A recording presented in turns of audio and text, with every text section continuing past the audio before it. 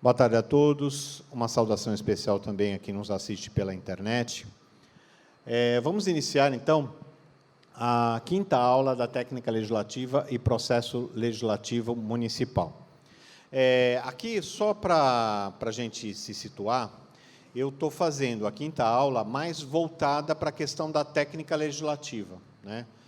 E, a partir da sexta aula, a partir do próximo bloco, que vai ser na sexta-feira, né, sexta-feira que vem, a gente vai focar um pouco mais na questão da técnica legislativa e, temporariamente, dar uma segurada na questão do processo legislativo. Ou seja, a gente vai trabalhar mais com a questão da elaboração em si das proposituras, dos projetos de lei, da lei, né? Então, a partir da próxima aula, então, a gente vai ver isso. Por enquanto, nós estamos falando, nos localizando a respeito das proposituras. Nós falamos sobre as proposituras principais, nós vimos projeto de lei complementar, nós vimos projeto de lei, nós vimos proposta de emenda à lei orgânica, e agora, todos esses projeto de decreto legislativo, projeto de resolução, todos eles são proposituras principais, e a gente tem as proposituras acessórias. E, como existe uma regra no direito que diz que o acessório sempre segue o principal. Então, portanto, se eu apresentar uma propositura acessória, uma propositura que dependa da principal, se a principal for rejeitada, se a principal for retirada, se a principal, de alguma forma, for considerada como prejudicada ou for arquivada, porque já ter sido rejeitada durante a mesma sessão legislativa.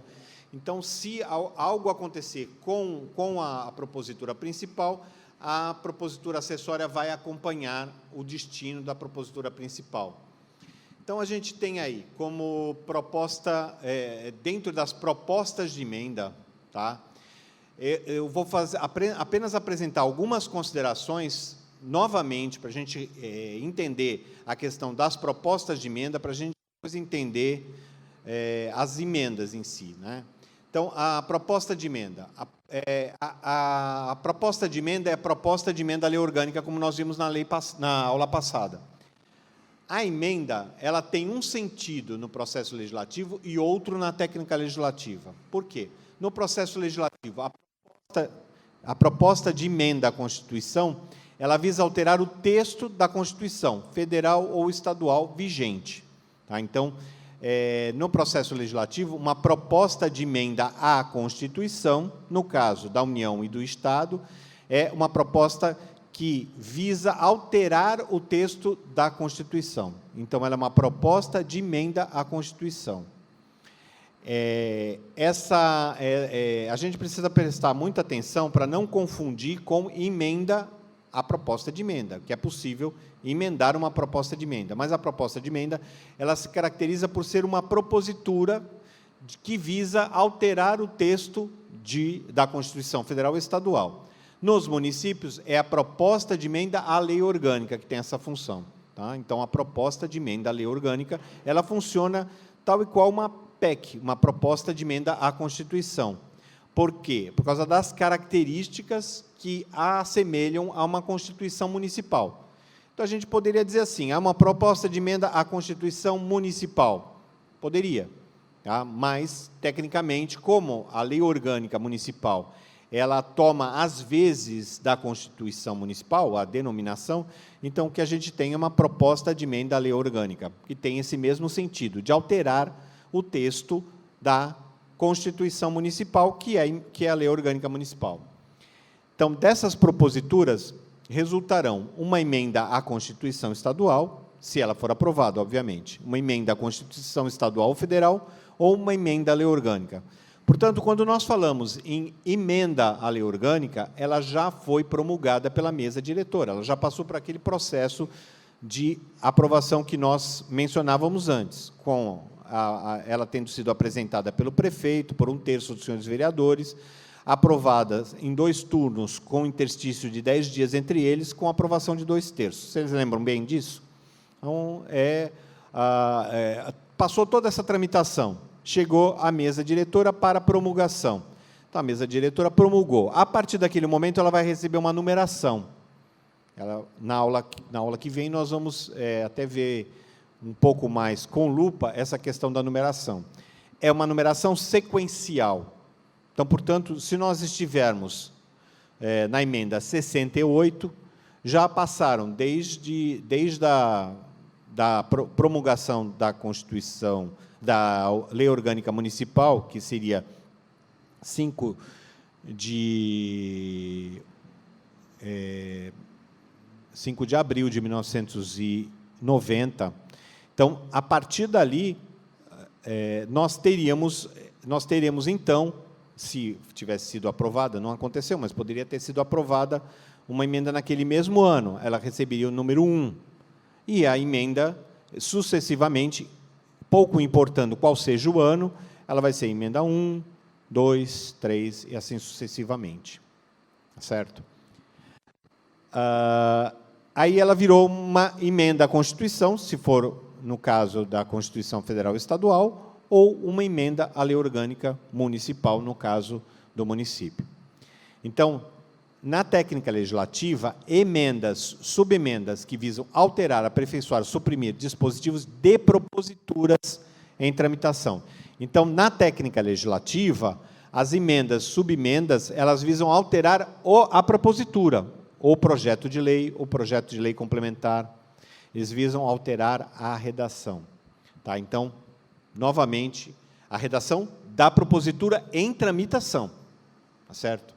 Então, a alteração da propositura em tramitação se faz através de uma emenda ou subemenda. Aí já é emenda ou subemenda. Tá certo? Ela não foi aprovada ainda, mas ela é emenda ou subemenda. Tá certo? Então, a maior preocupação que eu tenho é que vocês não confundam a emenda que foi aprovada e que já foi promulgada pela mesa diretora, que é a emenda à lei orgânica, com uma emenda que é apresentada a uma propositura que esteja em tramitação. São coisas completamente diferentes. Certo? Por que funciona dessa forma? Porque, veja, na origem do constitucionalismo, a gente tem um exemplo muito claro de Constituição escrita aí, com a Constituição norte-americana. Na Constituição norte-americana, quando se queria fazer uma alteração naquela Constituição, eram promulgadas, aprovadas emendas. Certo? Então, essas emendas eram promulgadas e aprovadas. Então, depois adotou-se essa mesma nomenclatura quando você queria fazer uma alteração de redação na propositura. Né? Então, isso, de uma certa forma, causa uma confusão mesmo.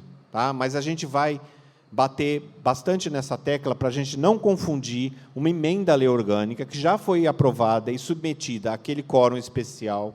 Né? Vocês lembram disso, da questão do quórum? Aquele quórum especial de 2/3, né? Um quórum qualificado, e com interstício de 10 dias. A partir daí, aí você tem uma emenda que, promulgada pela mesa diretora, é publicada, inclusive na Câmara Municipal, em especial, ela é levada a registro no cartório de títulos e documentos, que vai fazer a anotação daquela alteração. Certo? Então, nós temos aí as emendas à lei orgânica ou à Constituição, que não se confundem com emendas e subemendas às proposituras. Estas últimas se referem àquelas que ainda estão em tramitação. Certo? Deu para compreender isso? É um pouquinho chato quando você não está habituado com essa nomenclatura, mas é fácil, assim, fácil não, é difícil, mas dá para entender que, quando você tem uma propositura em tramitação, você pode emendá-la. Quando você tem uma lei ou uma lei complementar, você não pode mais emendá-la. O que você pode emendar? Através de uma proposta de emenda, você pode emendar a lei orgânica municipal, tá? Mas não uma lei complementar.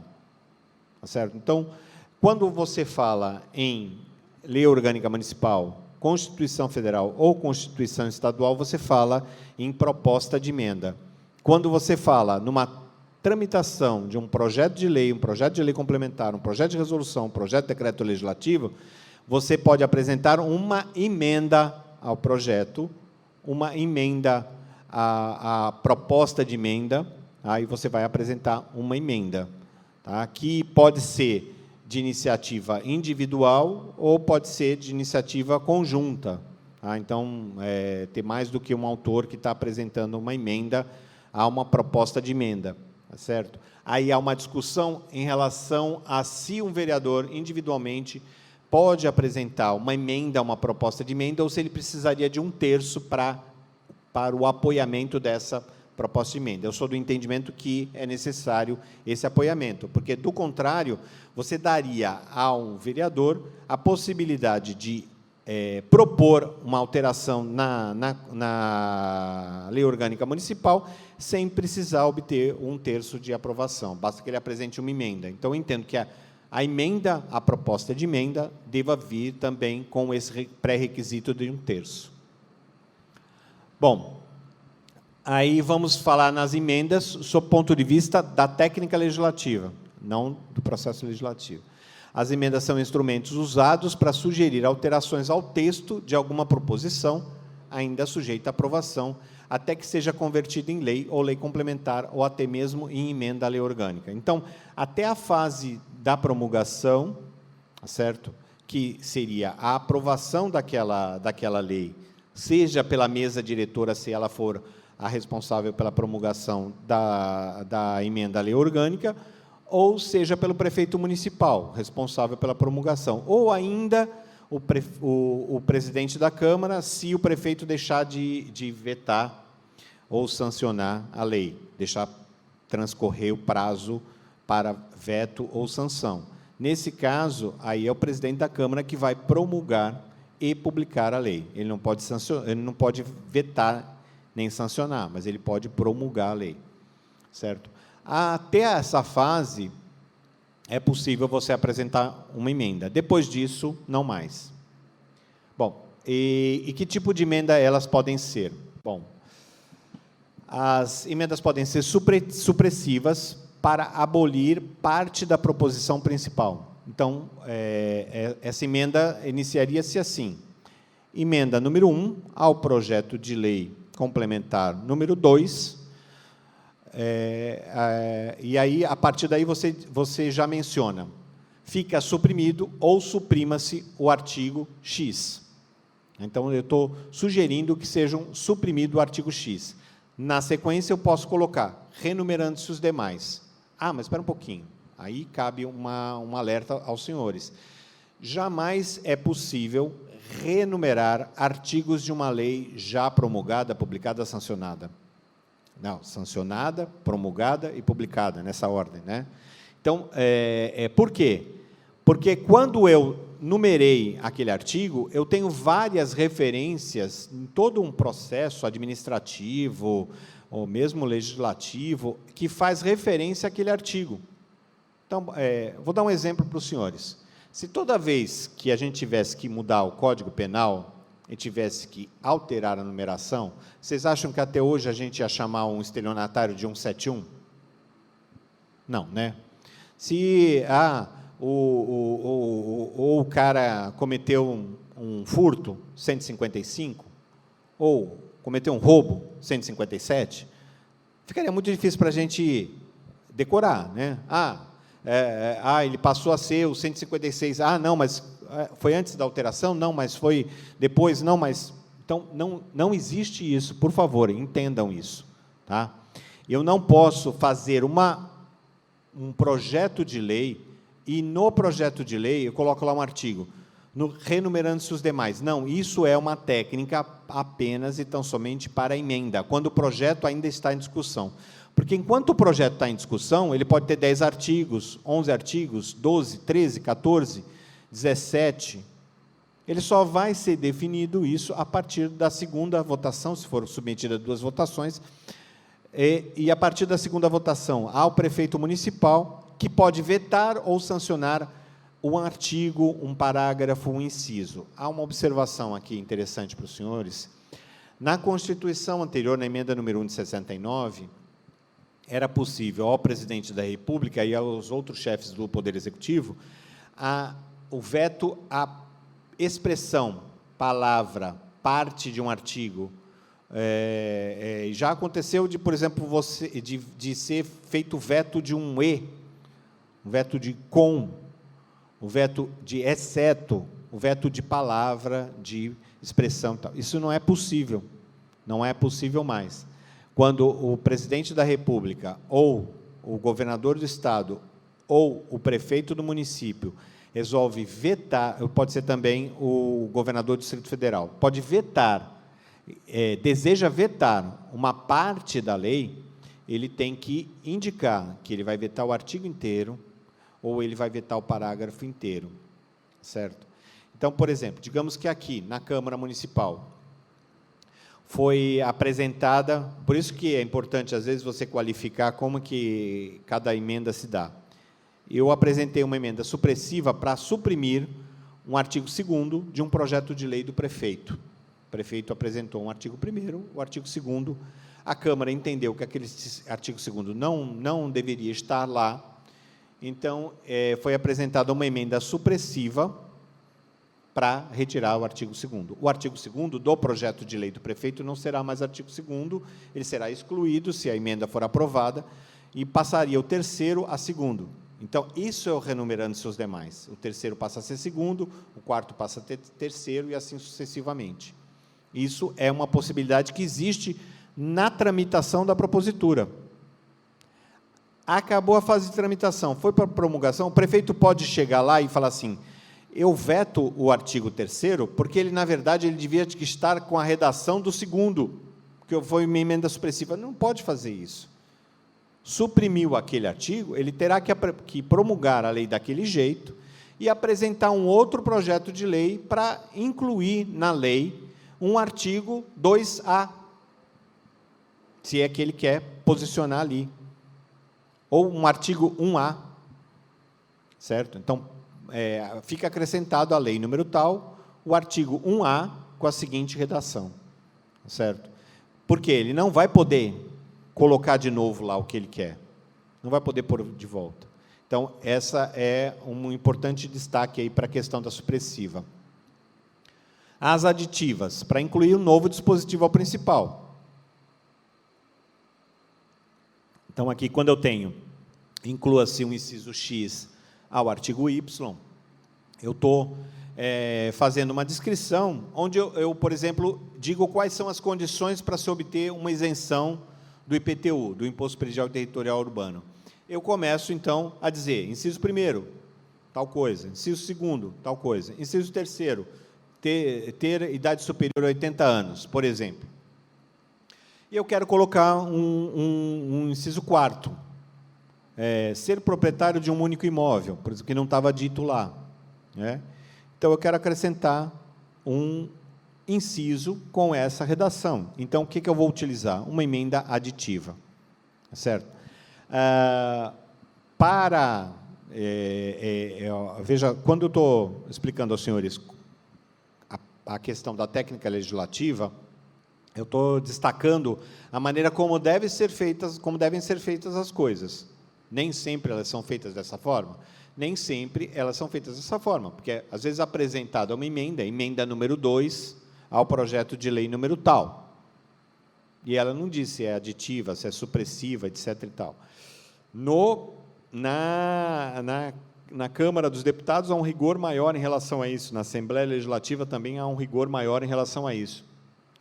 Mas a prática tem indicado que a ausência de qualificação da emenda não impede que ela seja aprovada ou rejeitada, porque, na verdade, dizer se ela é supressiva ou aditiva já está no próprio texto. Né? Quando eu digo assim, inclua-se no inciso X, inclua-se o inciso X ao artigo Y, está subentendido que se trata de uma emenda aditiva.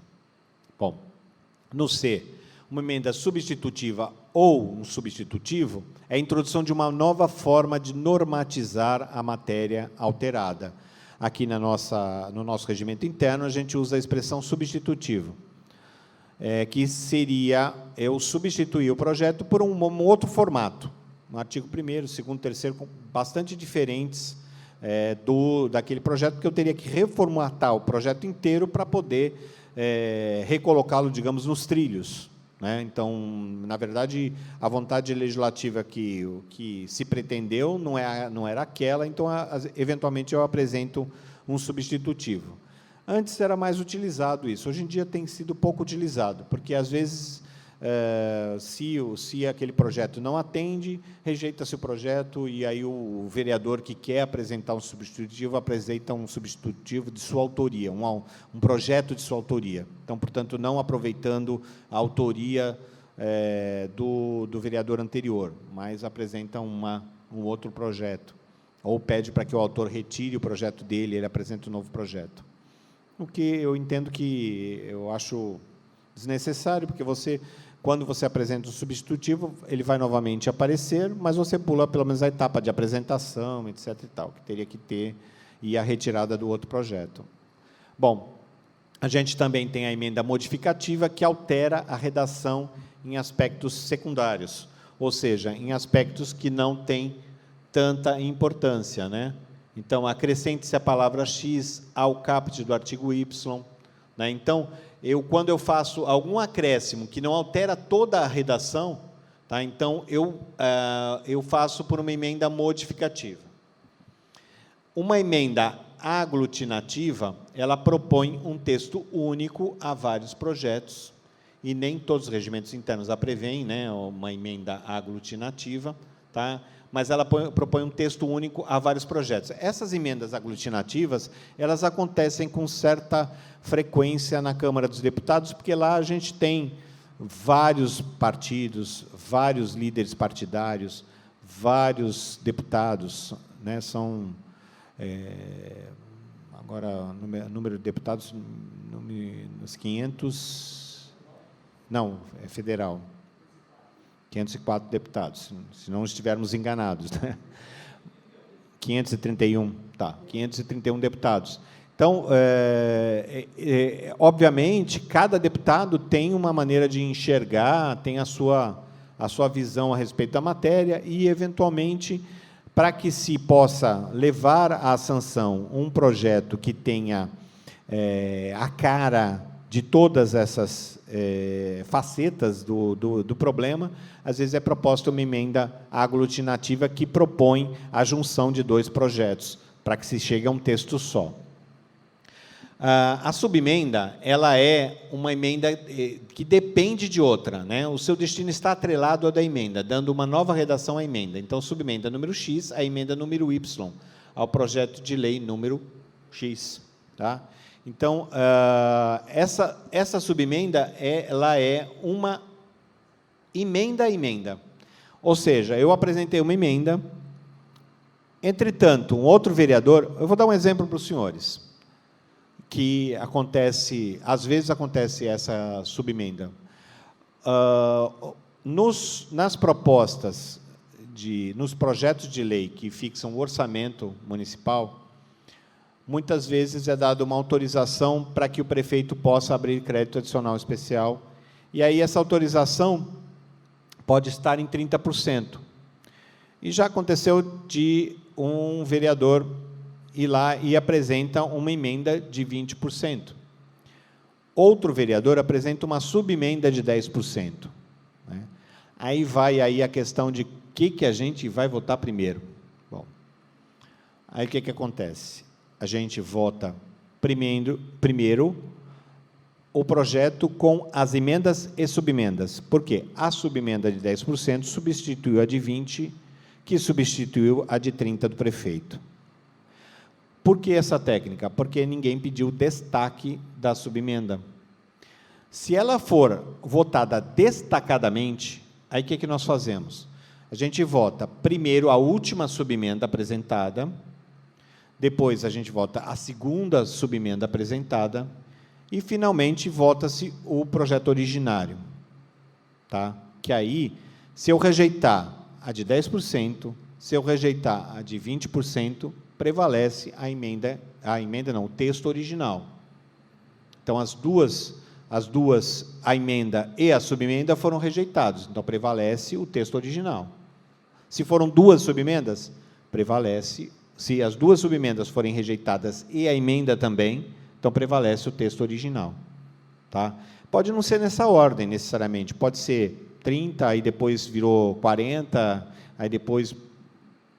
Não importa, o que importa é o seguinte: a última subemenda substitui a emenda, que substitui aliás, a última subemenda substitui a subemenda, que substitui a emenda, que substitui o texto original. Tá? Se houver um destaque, aí no destaque, vota-se primeiro a última que foi apresentada, depois a outra, depois a outra, depois a outra. Certo? Que pode ser por votação nominal ou por votação simbólica, não necessariamente nominal, certo? Mas, se a matéria tem quórum, eu entendo que deva ser nominal. Bom, as proposituras acessórias são dependentes da principal. Então, as acessórias seguem o destino da principal. Então, aquilo que eu falei mais para o início da aula, né? Se uma emenda é rejeitada, as subemendas àquela emenda também o serão. Se uma emenda é retirada por seu autor e a retirada é aprovada pelo plenário, as subemendas àquela emenda também o serão. Certo? Num substitutivo, numa emenda substitutiva, a sua rejeição implica na prejudicialidade de emendas ou subemendas ao substitutivo. Mas o projeto principal deve ser novamente apreciado nessa hipótese de rejeição do substitutivo. Por que isso? Quando eu faço um substitutivo, eu faço uma proposta de substituir toda a propositura por aquela, certo? Mas quando eu rejeito o substitutivo, eu não estou rejeitando a matéria, eu estou rejeitando aquele substitutivo, aquela interferência, aquela modificação, aquela tentativa de dar uma nova cara àquela proposta que foi apresentada, àquela propositura. Então, quando eu rejeito ou é retirado o substitutivo, eu tenho que votar o projeto, que pode, obviamente, sofrer uma rejeição também, ou pode ter uma aprovação. Porque, digamos que você tem dois grupos divididos. Então, você tem um grupo lá que apoia aquela proposta e um outro grupo que apoia uma proposta um pouquinho diferente daquela. Mas esse grupo que apoia uma proposta um pouquinho diferente daquela, só aprovaria o substitutivo, não aprovaria o principal. Então, o que pode levar à rejeição do principal. Mas essas questões todas têm que ser uma negociação política, uma negociação entre os líderes partidários, entre os vereadores, na tentativa de encontrar uma solução para esse impasse, digamos assim, né? Com risco de ser rejeitada a propositura, e não só o substitutivo, certo? Bom, agora a gente tem uma outra, que aí já são, dentro daquilo que eu disse, né? A gente falou em técnica legislativa, agora a gente volta para o processo legislativo. É por isso que agora vocês estão entendendo por que quando eu chamei essas aulas, eu não chamei as aulas exclusivamente de técnica legislativa, nem exclusivamente de processo legislativo, porque tem um momento que elas se encontram, tá certo? Que é exatamente nesse momento. Tá? Então, uma emenda constitucional, elas são promulgadas, tanto na área federal como estadual, elas são promulgadas pela mesa do Congresso Nacional ou da Assembleia Legislativa. Não estão sujeitas à sanção do presidente da República, embora a proposta de emenda à Constituição possa ser de iniciativa do presidente da República ou de um dos terços dos membros das casas do Congresso, ou seja, da Câmara e do Senado. A emenda à lei orgânica. As emendas à lei orgânica de cada um dos municípios, dos entes da federação, são promulgadas pela mesa da Câmara Municipal, que é composta pelo presidente e os dois secretários. No caso, isso não é obrigatório, mas, via de regra, é assim que ela é composta em todos os municípios, um presidente, um primeiro e um segundo secretário. Em algumas delas, como aqui na Câmara já houve, havia a figura de um terceiro secretário. Nas mesas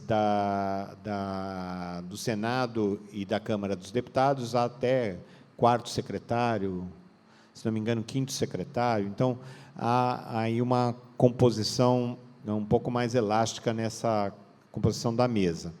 Não faz parte da mesa diretora o vice-presidente, tá? É o presidente, o primeiro e o segundo secretário, a menos que o vice-presidente esteja assumindo as funções do presidente. Tá? Então, as emendas à lei orgânica não estão sujeitas à sanção do prefeito. Então, portanto, chamo a atenção dos senhores para o seguinte: não há autógrafo na proposta de emenda à lei orgânica, ou seja, a proposta de emenda à lei orgânica apresentada pelo prefeito municipal não volta para o prefeito municipal sancionar, porque ela não está sujeita a veto. A proposta de emenda à lei orgânica, ela, de uma certa forma, ela decorre de um poder constituinte, de uma certa forma, também, derivado da Constituição Federal, que deu aos municípios, às câmaras municipais, a possibilidade de promulgar a sua lei orgânica. Como é que funcionava antes, na emenda número 1 de 69? Na emenda número 1 de 69, havia uma lei orgânica dos municípios, que era uma lei estadual que regulava o funcionamento de todos os municípios.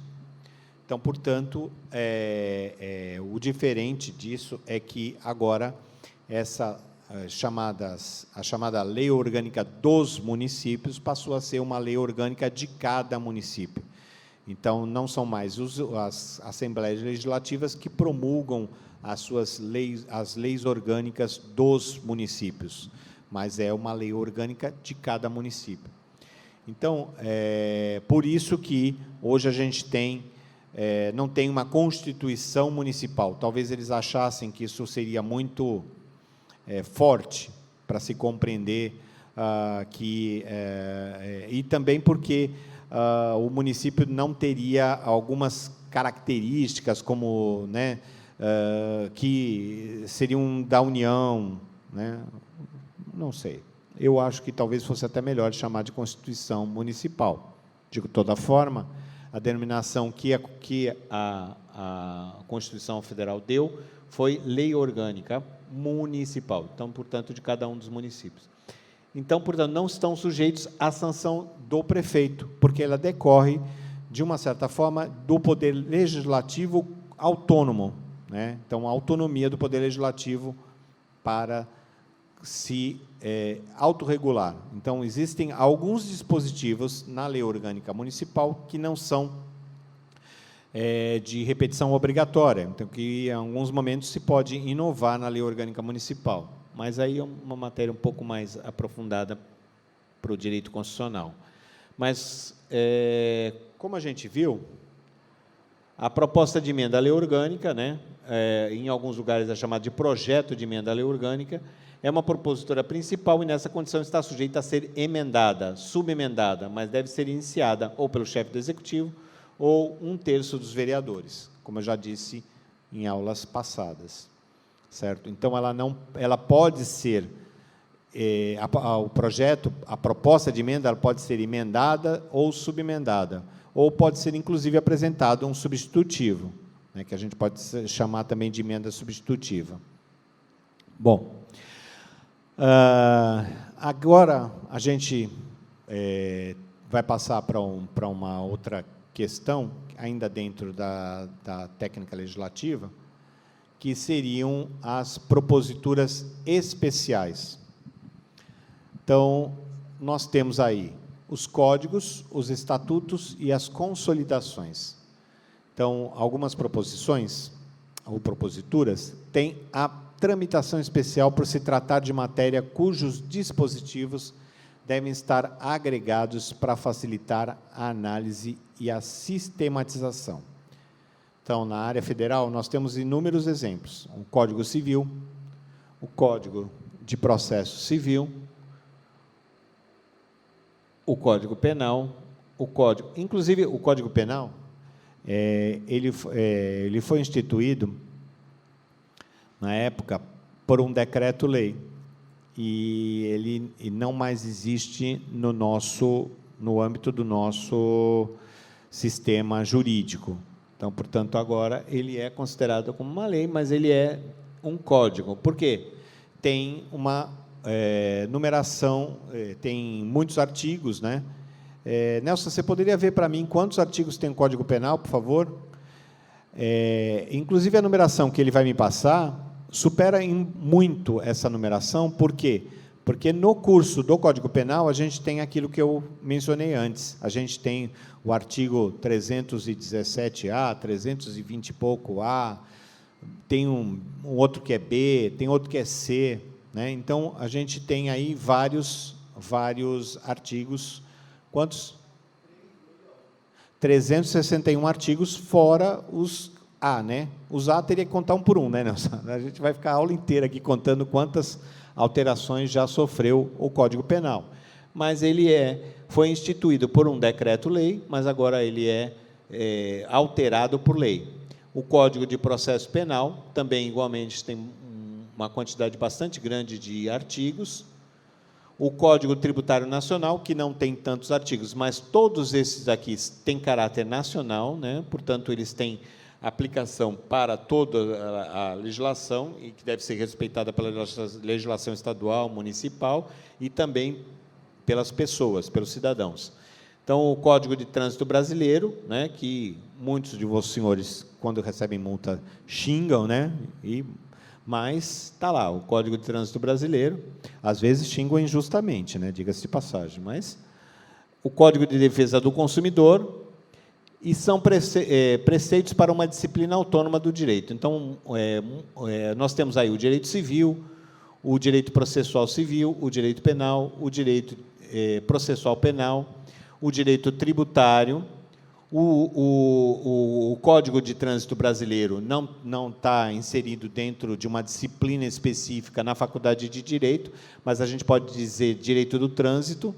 O Código de Defesa do Consumidor, o direito do consumidor, tá certo? Então, cada um gera aí, então, uma disciplina autônoma do direito. Em geral, esses códigos são de abrangência nacional para todos os cidadãos.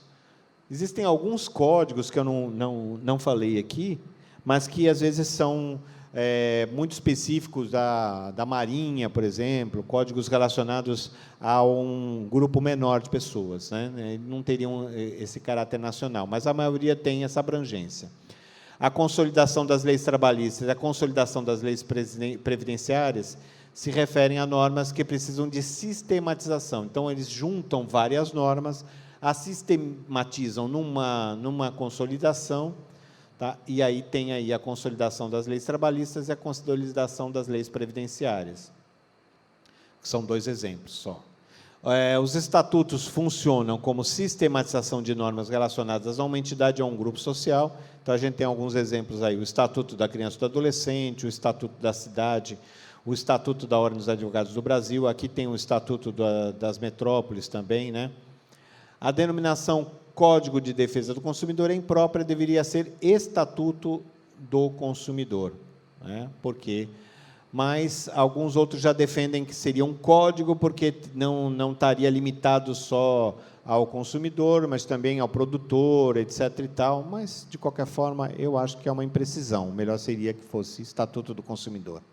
Bom, aí nós temos aí alguns agrupamentos, tá? Que a gente vai dar uma pausazinha aí de uns 15 minutinhos, tá? E depois a gente retoma. Retomando de onde nós havíamos parado,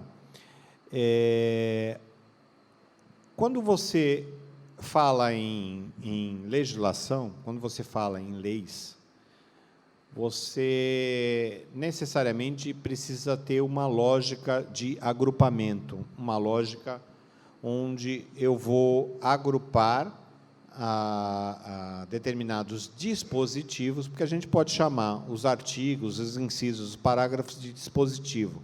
Muitas vezes, quando se faz menção a um artigo, A gente diz assim, conforme o que está disposto no artigo tal, conforme o que consta no inciso 3º do artigo tal, né? Então, o dispositivo é exatamente aquilo que vai dispor a respeito de uma determinada matéria, vai disciplinar uma determinada matéria. E quando se trata, por exemplo, daquelas proposituras especiais, né, o Código Civil, o Código de Processo Civil, o Código Penal, Código de Processo Penal, então, nós temos várias divisões necessárias. Então, como que a gente vai dividir esses dispositivos? Qual é a técnica para se dividir esses dispositivos? Então, nós temos os artigos, tá? Então, artigo 1º, 2º, 3º, 4º, 5º, 6º, 7º, 8º, 9º, depois o artigo 10, né? 10, 11, 12. Então, portanto, ordinal até o 9º e cardinal para os demais. A partir daí, então, a gente tem um livro em algarismo romano. Então, livro 1, né? Livro 2, livro 3. Nós vemos isso muito no Código de Processo Civil, não é assim, Nelson? Então, no Código de Processo Civil, a gente tem vários livros. Você pode depois separar um exemplo para mim, por favor? As partes. Então, sem numeração, geral e especial. Então, Código Penal. A parte geral, ela vai falar sobre como funciona a sistemática do direito penal. Como se dão, desde o que é legítima defesa, desde que de várias explicações de como se dá o que é dolo eventual, o que é culpa, né? Então, quando a gente ouve um noticiário, né? Então, muitas vezes diz assim, o determinado agente agiu com dolo, com intenção de matar, né? Então, foi um homicídio doloso. A gente escuta isso muito, né? E onde que está definido isso? No Código Penal, na parte geral do Código Penal. Então, lá a gente tem o dolo, lá a gente tem a culpa, tá? E, a partir dali, nós temos o código, no Código, a parte especial. Qual é a parte especial? A parte que trata propriamente dos crimes. Então, a gente tem lá o artigo 121, matar alguém, pena. A gente tem lá o artigo 171, né, estelionato. A gente tem lá o 155, o furto, o 157, o roubo. São os exemplos mais comuns e mais usuais no dia a dia, né, quando a gente vê um boletim de ocorrência. A gente tem lá lesão corporal, 129. A gente tem essa parte toda desses artigos, a partir do 121, a gente tem aí a parte especial do Código Penal. Então, uma divisão possível para uma propositura, né, para um projeto de lei, por exemplo, digamos que vai ser apresentado um projeto de lei do Código Penal. Ele, obviamente, vai manter essa divisão em geral e especial. Por quê? Porque é necessário, primeiro, você dizer o que é estado de necessidade, o que é legítima defesa, né? O que é uma série de excludentes de licitude, né? Então, você tem no Código Penal, na parte geral, toda essa explicação. E depois, na parte especial, a parte com as penas, né? A fixação das penas para determinadas condutas e o bem jurídico que se quer proteger através dela, né? Então, quando a gente fala em matar alguém, vocês lembram lá da primeira aula, né? Matar alguém. Então, qual é o bem jurídico que se quer proteger? A vida, né? Então, a proteção da vida. E aí tem outros bens jurídicos, tem a propriedade também, com crime de dano, você tem lá a intimidade, a honra, né? Você tem vários crimes de injúria, calúnia, difamação, cada um diferente um do outro, mas que estão todos definidos nessa parte especial. Depois a gente tem aí o título, em algarismos romanos, também uma subdivisão de determinada matéria. o capítulo, em algarismos romanos, uma divisão menor. Então, eu tenho um título maior, um título e um capítulo que é vinculado a esse determinado título. Quando nós formos na próxima aula, nós vamos ver, eu vou trazer para vocês um esqueminha bastante interessante, que eu encontrei num livro sobre técnica legislativa, que é que nem fosse um livro sobreposto, né? Então, a gente tem o maior, parte do maior e vai para o menor, e aqui, assim, a gente está do menor para, aí aqui, as classificações maiores, né? Depois você tem capítulo, seção, subseção, disposições preliminares, disposições finais, disposições gerais. As preliminares, ótimo. O Nelson achou aqui no Código Civil a parte geral. Então, nós temos aí no Código Civil a parte geral. Está aqui. A parte geral do Código Civil é dividida em 3 livros. Quais são esses 3 livros? O livro 1, das pessoas. O livro 2, dos bens. O livro 3, dos fatos jurídicos. Aí, nós passamos dentro do Código Civil para a parte especial do direito das obrigações. No livro 3, do direito das coisas. No livro 4, do direito de família. No livro 5, do direito das sucessões. Tá? Então, deu para entender que isso é bem geral, né? Aí vamos partir do geral, eu só vou dar um exemplo para vocês entenderem que do geral você parte para o especial. No livro 1, quando eu falei das pessoas, que tipo de pessoas? Então, no título 1, das pessoas naturais. Eu, você, o Romão, o Nelson, o Lucas Franklin, né? Então, eu parto no título 1, das pessoas naturais. E aí eu começo no capítulo 1, da personalidade e da capacidade. No capítulo 2, dos direitos da personalidade. No capítulo 3, da ausência. O que é ausência? Vou dar um exemplo para vocês. O Brumadinho, né? Brumadinho, lá, a lama foi lá, arrastou, matou muita gente, né? Centenas de pessoas. Felizmente não foram milhares, mas foram centenas de pessoas, né? E essas pessoas, elas são consideradas, depois de uma tramitação, depois de um tempo, que está previsto tudo aqui, elas são consideradas ausentes.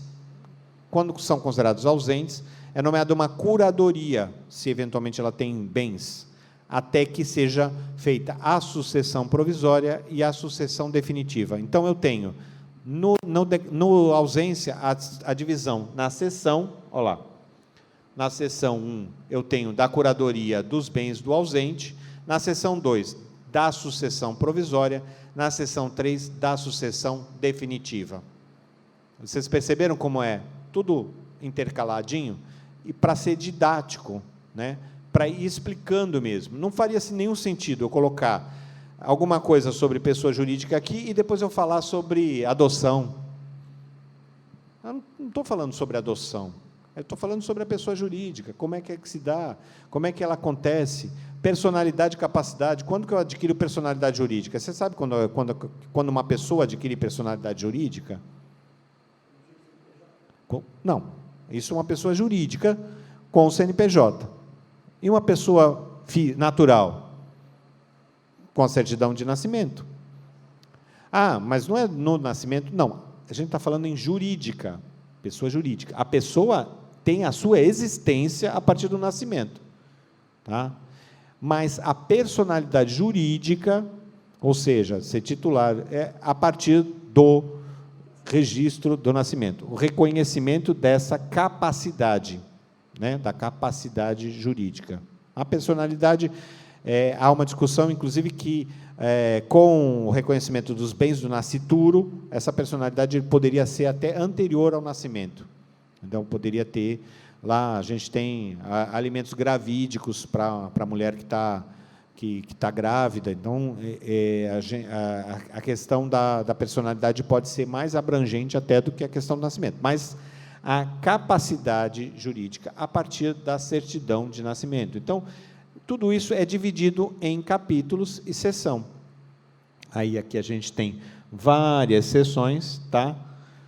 E temos aqui, das várias, aqui a gente tem, como eu disse, a parte geral do Código Civil, a gente tem a parte especial. Na parte especial, olha um exemplinho aqui. Das várias espécies de contrato, eu tenho capítulo 1, da compra e venda. Todo mundo sabe que é um contrato de compra e venda, né? Não precisa explicar muito.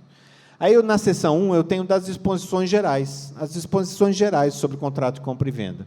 Na seção 2, eu tenho das cláusulas especiais à compra e venda. Então, as cláusulas especiais. Tá? Então, tem lá evicção, tem uma série de cláusulas lá especiais. Então, está aqui nessa parte. Aí, eu divido ela ainda mais. Eu divido ela em subseção 1, da retrovenda, ou seja, voltou a vender. Da venda a contento e da sujeita à prova. Então, eu tenho aí duas subseções. Eu tenho mais, tem a subseção 3, da preempção ou preferência, o direito de preferência na aquisição de determinado bem. Na subseção 4, da venda com reserva de domínio.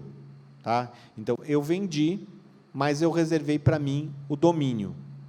Isso, juridicamente, é um pouco complexo para o conteúdo da aula que a gente está dando, mas para que vocês entendam mais ou menos sobre o que significa isso, eu vendo, mas deixo um pouquinho para mim, da propriedade.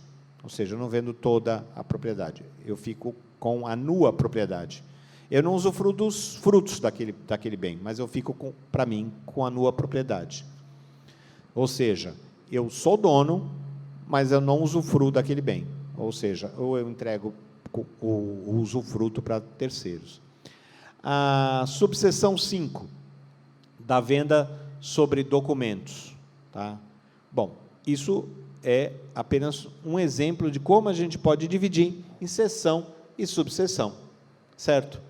Aí, bom, aí eu tenho disposições preliminares, né, e disposições finais, gerais e as transitórias.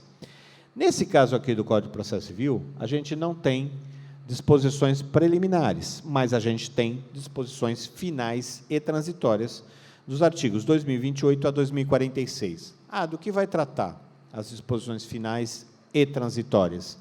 Elas vão tratar de como que esse Código Civil vai entrar em vigor, quando ele vai entrar, quais são os dispositivos que ficam mantidos do Código Civil anterior, como vai funcionar o período da vacatio legis, que nós vamos aprender mais para frente, né, que seria um período de vacância, né, e se a vigência vai ser uma vigência imediata, se vai ser uma vigência daqui 180 dias, daqui a 365 dias, como vai ser essa vigência. Então, todos esses dispositivos ficam nas disposições finais e transitórias, que nem sempre são necessárias, porque se eu tenho uma lei com 10 artigos, eu não preciso capitular disposições finais e transitórias.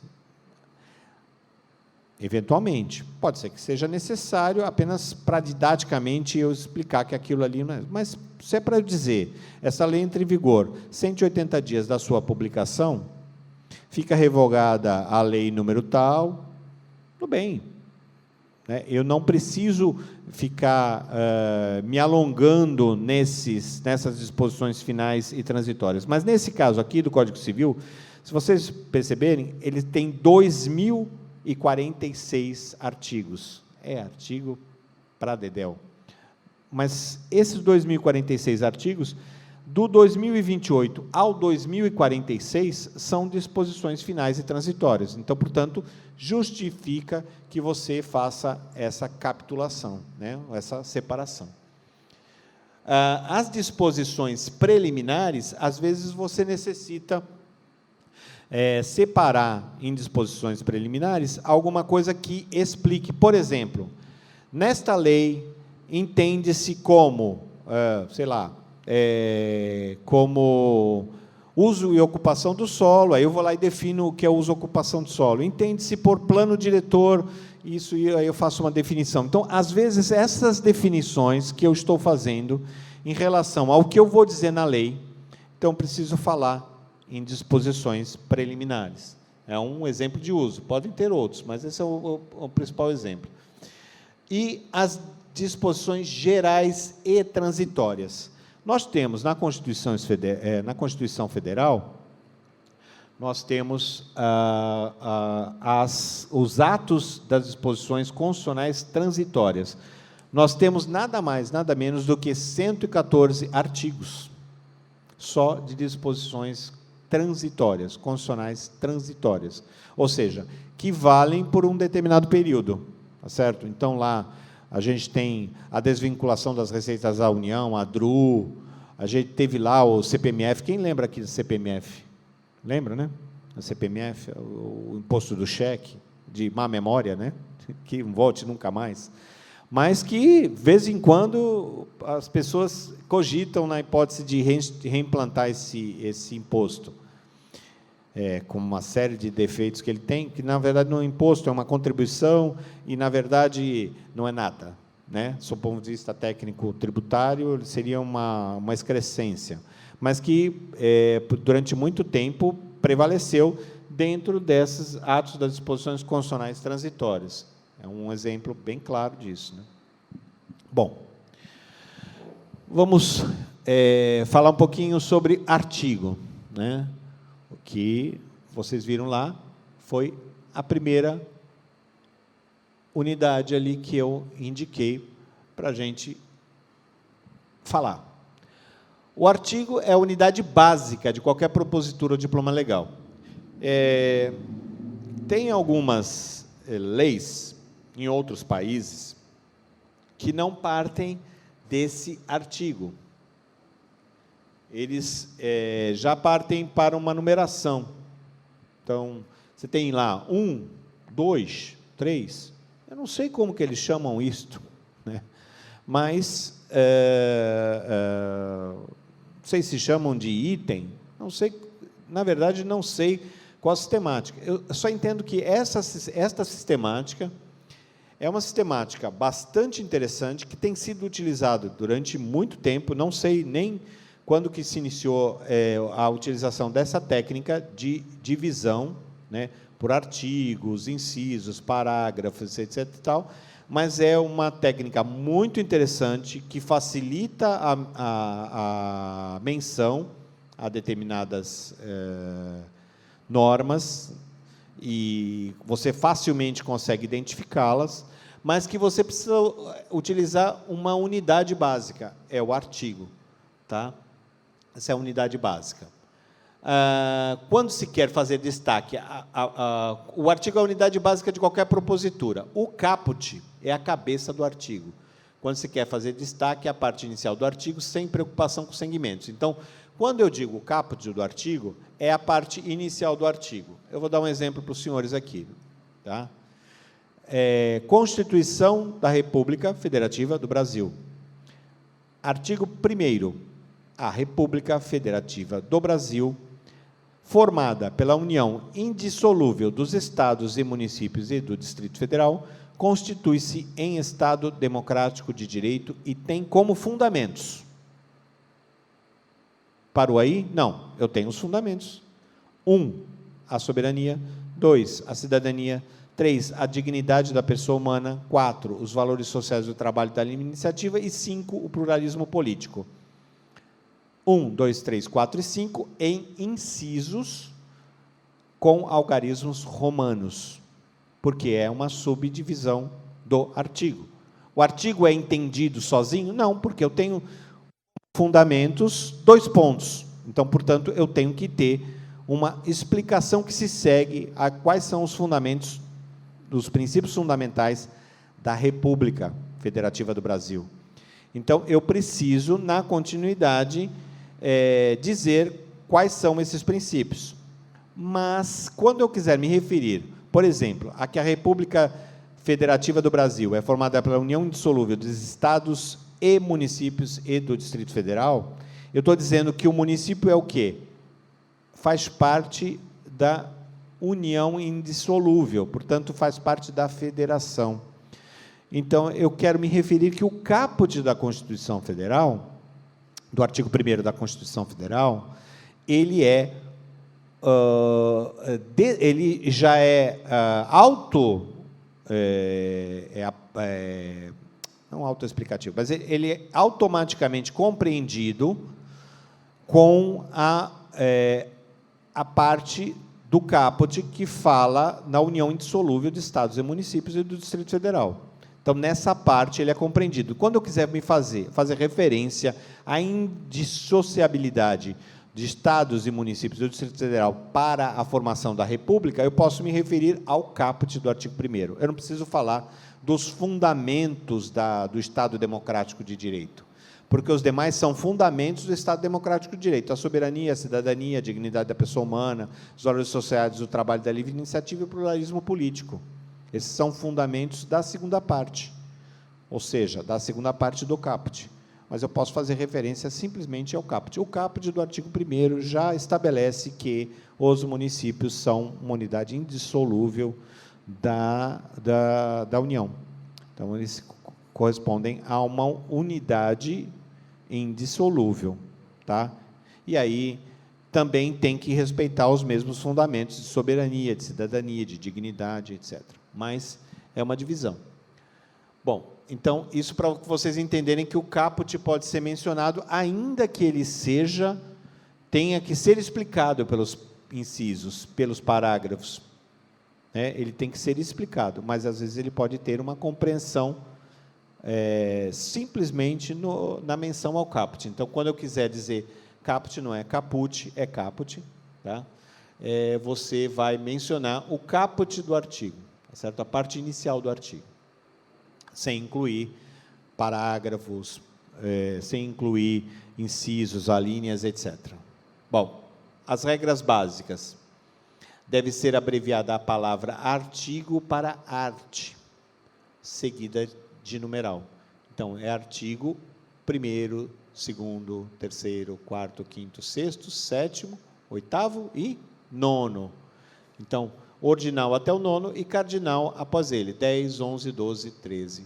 Isso aqui eu mencionei para vocês, olha, eu estou antecipando, eu estava preparando a 6ª aula e eu vim ver se em algum momento eu já havia citado essa questão do ordinal e cardinal. Eu já havia citado para vocês, né? Já em aulas anteriores. Tenho recapitulado isso, mas ele está no artigo 10, inciso 1º da Lei Complementar 95/98. Essa lei complementar nós vamos estudar a fundo no próximo ciclo, no ciclo relativo à técnica legislativa, porque ela é o princípio e o fundamento básico da técnica legislativa. Então, é a Lei Complementar 95 de 98. É lógico que ela tem que ser compreendida com outros dispositivos, mas nós vamos nos ater basicamente a ela nas próximas aulas. Pelo menos na 6ª e na 7ª aula, a gente vai se ater bastante ao estudo dessa lei complementar, que, inclusive, exige esse uso aqui, ordinal e cardinal. Então, isso não é uma exigência minha. Se os senhores puderem verificar aqui, na própria Constituição Federal, a gente tem aqui, artigo 5º, que é o grande, artigo 6º, artigo 7º, artigo 8º, artigo 9º, artigo 10º. Então, começando pela Constituição Federal, a gente já tem isso estabelecido, certo? Quando a gente fala em técnica legislativa, é importante destacar que não se trata de ficar mais bonito. Toda essa técnica, ela tem uma lógica que circunda essa utilização e que não é convencional, e nem é usual, e nem é usos e costumes, como as pessoas dizem. Ah, são usos e costumes. Não, é uniformização. Para que, se eu fizer uma lei em Quixeramobim, se eu fizer uma lei em Santo Antônio do Pinhal, se eu fizer uma lei, ela tem que seguir a mesma técnica. Por quê? Porque se eu sou de São Vicente e vou ler uma lei de Quixeramobim e tiver lá artigo 1º, eu já sei que alguma coisa não foi, alguma questão da técnica legislativa não foi adotada. Porque você não precisa escrever artigo 1º, artigo 2º, artigo 3º. Mas por que você escreve parágrafo único e você não escreve parágrafo 1º? Por uma razão muito lógica, muito simples. Eu tenho símbolo para parágrafo, não tenho? Mas eu tenho símbolo para único? Não. Né? Então, eu não posso pôr um símbolo seguido de uma palavra, porque fica difícil a compreensão. Né? Parágrafo único. Então, adotou-se não, é regra prevista em lei, se escrever por extenso, parágrafo único. Tá? Então, isso vale para o artigo, então, seguido de numeral. Então, como eu disse, numeral ordinal até o 9º e cardinal a partir do 10. Um artigo, ele tem um só comando fixado no caput. Então, veja só, por que quando nós pegamos a Constituição Federal como exemplo, vamos voltar lá para o artigo 1º, por que não foi dito assim? A República Federativa do Brasil, formada pela União Indissolúvel dos Estados e Municípios e do Distrito Federal, constitui-se em Estado democrático de direito e tem como fundamentos a soberania, a cidadania, a dignidade da pessoa humana, os valores sociais do trabalho, da livre iniciativa, o pluralismo político. Porque ia ficar muito extenso e ia misturar os trabalhos, e quando eu quisesse me referir, por exemplo, a que a dignidade da pessoa humana foi guindado a princípio fundamental da Constituição da República, eu não posso dizer o inciso 2º do artigo 1º, eu tenho que me referir ao caput inteiro, eu tenho que fazer referência a tudo aquilo. Então, é para facilitar a referência à disciplina de uma determinada matéria. Então, a lógica de quem vai redigir uma lei é que você possa facilitar a referência a certas coisas, a certas circunstâncias. Vou dar um exemplo para vocês, bem claro, dessa dignidade da pessoa humana. Quando se discutia a nível de Supremo Tribunal Federal sobre certos princípios tributários, alguns princípios não estavam explicitados como princípios tributários de cumprimento obrigatório. O que fez o Supremo Tribunal Federal? Falou assim, não, mas o princípio da dignidade da pessoa humana está previsto aqui no artigo 1º do caput e, indiretamente, ele conduz a essa proteção contra o Estado. Porque, na medida em que eu tenho o princípio, por exemplo, do não confisco, ele, às vezes, podia não estar explicitado em determinados dispositivos da Constituição Federal, quando faz menção aos seus impostos. Mas o princípio do não confisco é um princípio que visa evitar a violação à dignidade da pessoa humana, porque a pessoa humana vai se ver privada de dinheiro ou recursos necessários à sua dignidade para pagar impostos, tributos. Então, que o imposto com efeito de confisco violaria esse princípio da dignidade da pessoa humana. É apenas um exemplo para vocês entenderem que, quando eu quero me referir a um determinado inciso, eu preciso que ele esteja destacado para facilitar essa menção e o estudo até da matéria. Bom, por isso o artigo tem um só comando fixado no caput. As exceções ou complementos de um artigo devem ser fixados nas divisões, parágrafos, incisos, alíneas e itens. Tá? Então, a gente tem várias vários exemplos, na própria Constituição mesmo, né, a gente tem vários exemplos, né, de divisões que têm essa função, né? Então, são complementos. Vou dar um exemplo aqui. O mandado de segurança coletivo pode ser impetrado por A, partido político com representação no Congresso Nacional. Portanto, um partido político sem representação no Congresso Nacional não pode. O partido recém-criado não pode apresentar um mandado de segurança coletivo. Uma organização sindical, entidade de classe ou associação legalmente constituída e em funcionamento há pelo menos 1 ano. Então, portanto, se eu acabei de montar uma organização sindical, também não posso entrar com mandado de segurança coletivo. Então, são o quê? Exceções. Mas, ao mesmo tempo, também podem ser complementos, né? Por quê? Está explicando que é em defesa dos interesses de seus membros ou associados. Aí eu estou explicando qual é a finalidade desse mandado de segurança coletivo, a ser impetrado, por exemplo, por um sindicato. Ele pode fazer um mandado de segurança coletivo para defender, por exemplo, que um professor não foi aprovado num concurso. Não, é só um mandado de segurança individual. Ah, mas vai atingir outros professores que também podiam estar na mesma situação, mas não é um mandado de segurança coletivo, porque se trata de um interesse individual. Se eu caracterizar que uma cláusula no edital do concurso fere, aí sim, aí eu estou falando em tese em alguma coisa que pode atingir a coletividade. Então, apenas para dar um exemplo. Esse exemplo está no inciso 70, no inciso 70 do artigo 5º. Tá? Eu já falei em aulas passadas que os incisos são em algarismos romanos, então, às vezes, até eu mesmo me atrapalho na questão de quando você vai visualizar eles individualmente. Quando você está na sequência, você até, né?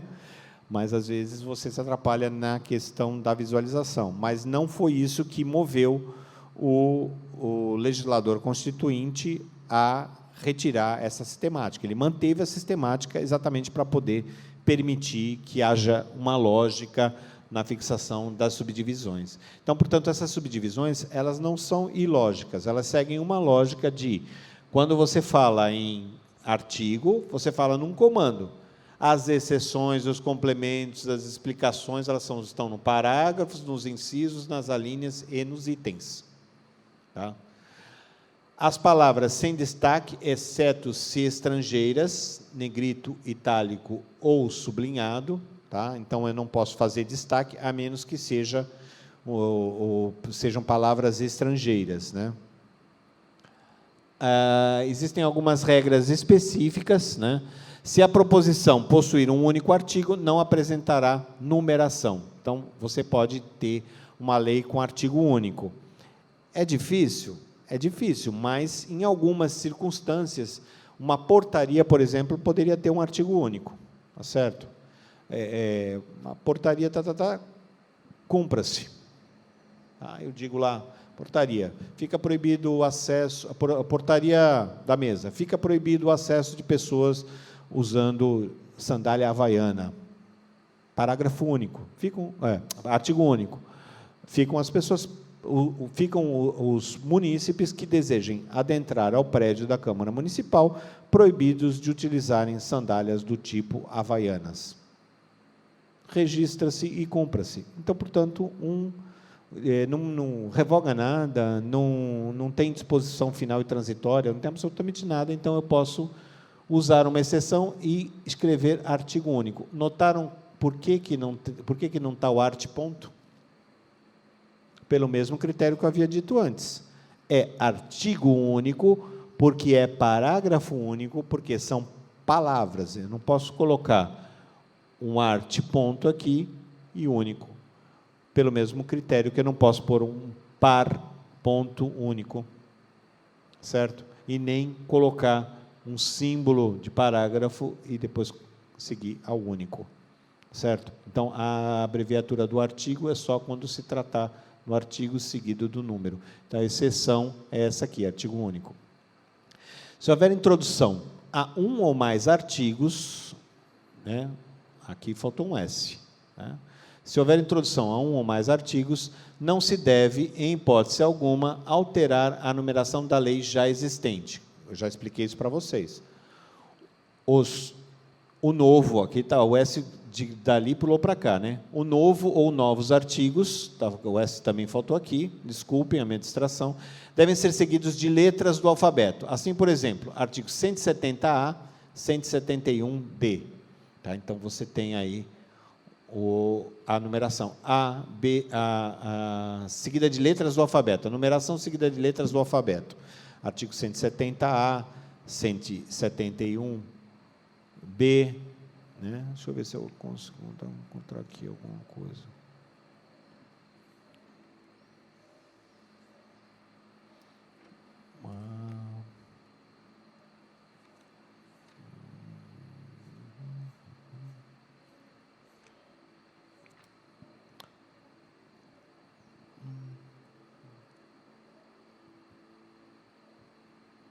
Bom, depois eu encontro alguns exemplos. Essa última regra se justifica para evitar transtornos e numerar outros tantos artigos se houver uma inserção. Renumerar os demais artigos é apenas possível quando se trate de emenda em propositura ainda em tramitação. Então, essa foi a explicação que eu havia dado anteriormente.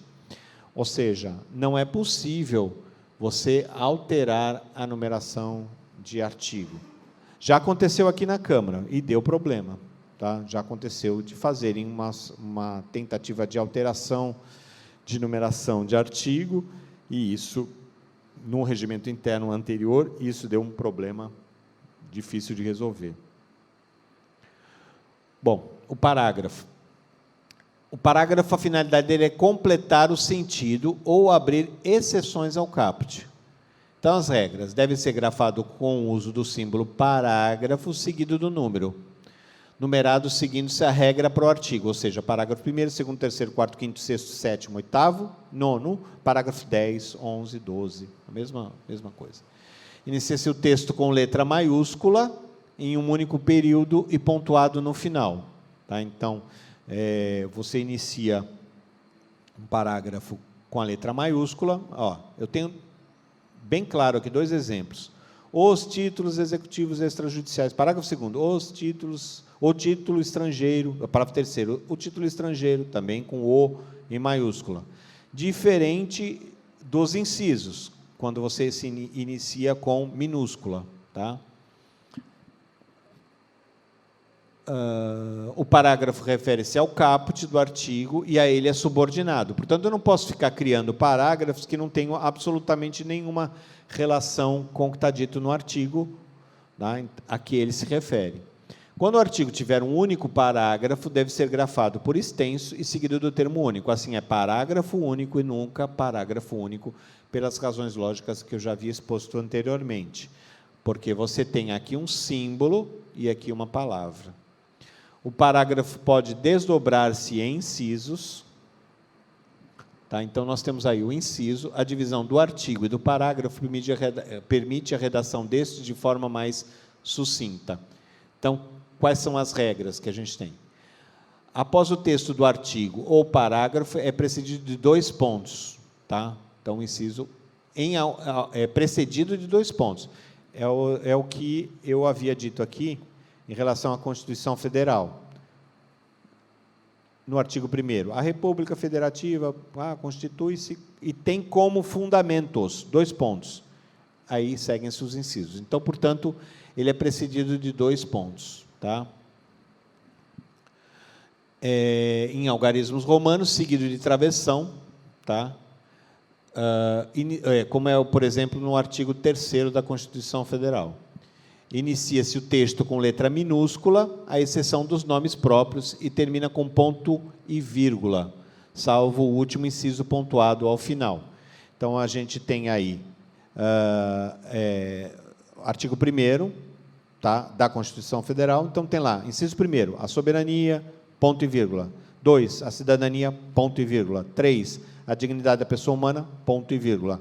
4, os valores sociais do trabalho e da livre iniciativa, ponto e vírgula. 5, o pluralismo político, ponto. Então, eu finalizo aqueles incisos, entre eles, ponto e vírgula, e finalizo com um ponto final. Pode-se desdobrar em alíneas. Aí a gente tem a linha. É uma divisão do inciso. Tá? Então, a gente tem, além dos... Eu vou pegar o quinto, que o quinto é um exemplo muito, muito bom para se dar de técnica legislativa, viu? Se vocês quiserem, se ficarem com alguma dúvida, consultem o artigo 5º da Constituição, porque a gente tem praticamente tudo lá, né? O artigo 40, o inciso 46 do artigo 5º, ele diz assim: a lei regulará a individualização da pena e adotará, entre outras, as seguintes. 2 pontos. A, privação ou restrição de liberdade, ponto e vírgula. B, perda de bens, ponto e vírgula. C, multa, ponto e vírgula. D, prestação social alternativa, ponto e vírgula. E, suspensão ou interdição de direitos, ponto e vírgula. Veja só. Depois parte para o inciso o inciso 47, desculpa. O inciso 47. Quando eu terminei as alíneas aqui, eu pus ponto e vírgula. Por quê? Porque essas alíneas, elas fazem parte do inciso, tá? E aí depois eu passei para um novo inciso. Entre os incisos, então, pontos e vírgulas. Então, por exemplo, se eu terminei aqui, ó, mais um eu tenho aqui, ó, o 47, não haverá penas: A, de morte, de caráter perpétuas; B, de trabalhos forçados; C, de banimento; D, E, cruéis, ponto e vírgula. Portanto, quando eu vou passar de um inciso para o outro, ponto e vírgula. Quando eu vou encerrar determinados incisos, eu vou ver que, ao final aqui do inciso 5º, eu vou ter um ponto final no parágrafo 4º do inciso 76. Não, desculpa, 78. Inciso 78. Tá? Eu tenho um ponto final aqui. Certo? Eu tenho um inciso, que é o 78, depois eu tenho o parágrafo 1º, parágrafo 2º, parágrafo 3º, parágrafo 4º, e aí sim eu ponho um ponto final. Certo?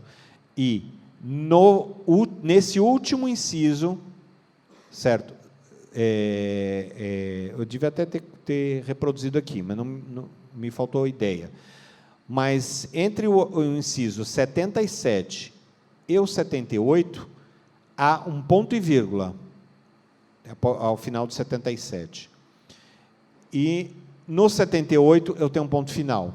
Então, portanto, quando eu terminei o artigo 5º, se vocês tiverem curiosidade de ver, vocês vão encontrar um ponto final no último inciso, que é o 78.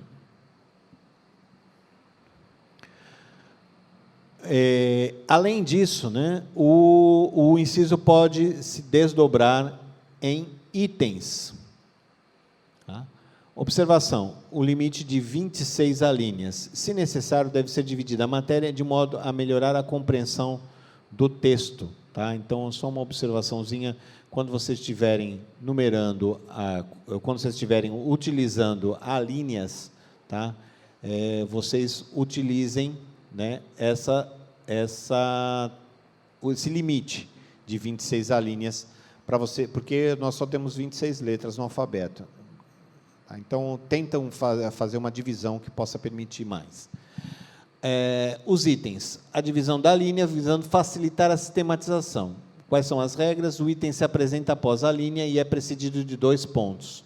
Tá? Então, antes, 2 pontos, depois eu tenho os itens 1, 2, 3, etc. Que eles são numerados. Deixa eu ver se eu tenho algumas.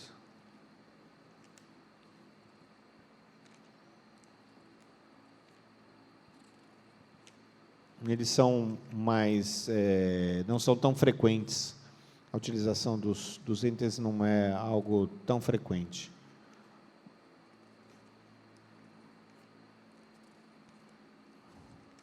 Bom, depois eu encontro algum exemplo.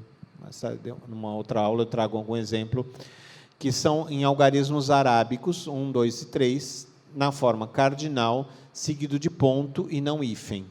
certo? Então, não é hífen, é ponto. Então, é 1 ponto, 2 pontos, 3 pontos. Inicia-se o texto com letra minúscula, à exceção dos nomes próprios, e termina com ponto e vírgula, à exceção do último, que termina com ponto final. A mesma regra é válida para as alíneas. Os itens também. As alíneas, os incisos e os itens. Bom, antes de encerrar, eu queria dizer aos senhores que no próximo ciclo nós vamos focar um pouco mais em relação à estrutura a cara, digamos assim, né? Eu estou mostrando para vocês a alma da lei, né? A alma do projeto de lei. Agora eu vou mostrar a face dela, né? Como que ela se apresenta. Então, a gente vai examinar em minúcias, né, como que se dá a epígrafe da lei, como se dá a autoridade que vai promulgar aquele ato normativo, dando alguns exemplos, hora de lei, hora de decreto, né, porque, na verdade, eventualmente, seja necessário trabalhar no gabinete de um prefeito, ou algo assim, e trabalhar com a redação também de decretos, que seguem, em alguma coisa, a mesma estrutura do projeto de lei. Essas regras todas que eu estou dizendo aos senhores, elas, na sexta aula, nós vamos focar mais em relação à questão dos projetos de lei e projeto de lei complementar, e, na sétima aula, a gente vai focar um pouquinho mais sobre a questão do decreto, porque existe uma lei específica para a edição de decretos a nível federal e que a gente pode utilizar supletivamente para o âmbito municipal. Então, eu gostaria de agradecer muitíssimo a participação de vocês. Se alguém tiver alguma dúvida, uma pergunta? Não?